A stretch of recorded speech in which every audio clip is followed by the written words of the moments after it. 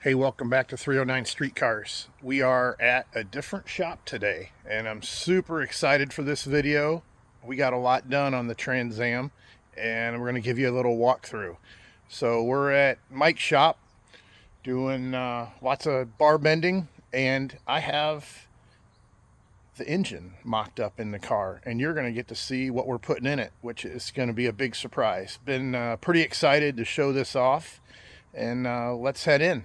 I'm going to flip this camera around and see what's going on.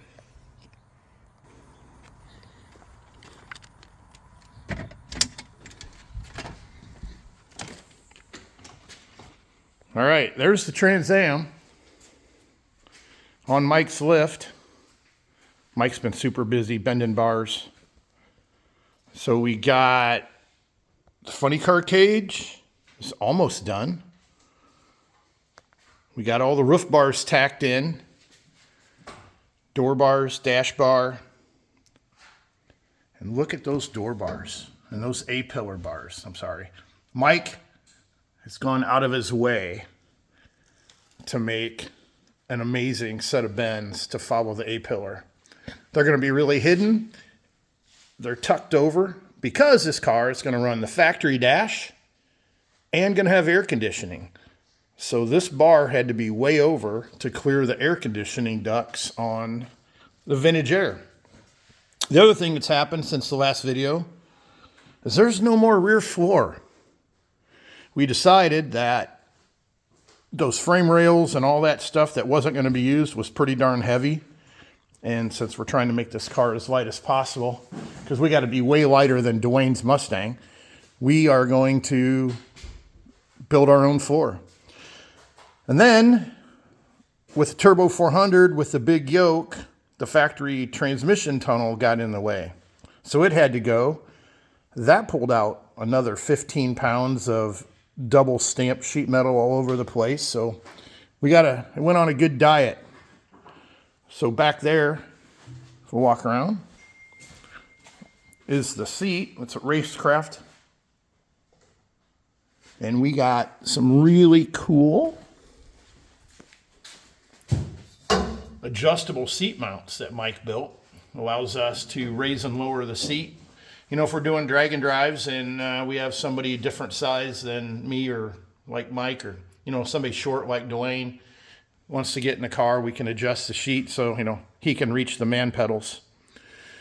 All right, so we got a lot of bending done. The cool thing about this cage is the angles of all the bars coming through the floor are the same.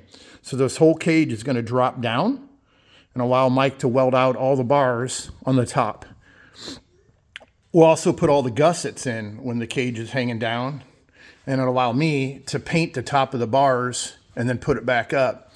And on a previous video, we showed that our in-house painter, Mikey, painted the inside of the roof instead of doing a headliner, which actually worked out really good because it allowed Mike, as you guys can see, to really tuck those bars up. Get a front angle here, you can really see how he put those bars up. So pretty awesome. All right, what kind of engine's this thing getting? Well, it's a Coyote. So we're doing a crazy thing, putting a Coyote in a General Motors car. So this is Smith Racecraft subframe, which was made for a Chevy platform, which originally was going to get an LS, and then Devin said how dumb it was to run an LS. So we cut off all those nice tabs that Kim Smith welded on and built our own mounts. Mike took a generic mid plate and cut it, hacked it, fixed it up. Now we got a Coyote mid plate. And those are Billet Pro Shops Coyote motor mounts, and then built our own mounts on the frame. So cut off all that nice stuff. And according to Kim Smith, this is the only Coyote ever put in a GM subframe of his. And I asked him if he's ever going to do it. He said, no way. Well, okay, well, I guess we'll do it ourselves. So it's going to be pretty cool. That's a mock-up engine. That engine's pretty much got no internals. It's got rod and pistons, but no cams or anything. And that was a nice be able to get that from our friends at Keystone from Brock and Chris Howell. Appreciate that. And it's gonna be cool. So it should be pretty light. And what are we doing today, Mike? Today I think we're going to try and get some primary door diagonals in. That way we can get the outer funny car cage bar built. And then we'll have the primary door diagonals in there temporarily. Once those are made, we'll get that outer funny car cage bar welded in at the top. And then we'll remove the primary door diagonals so that we can drop the cage down. And then once that's done, we'll add the gussets and then weld it all out. So.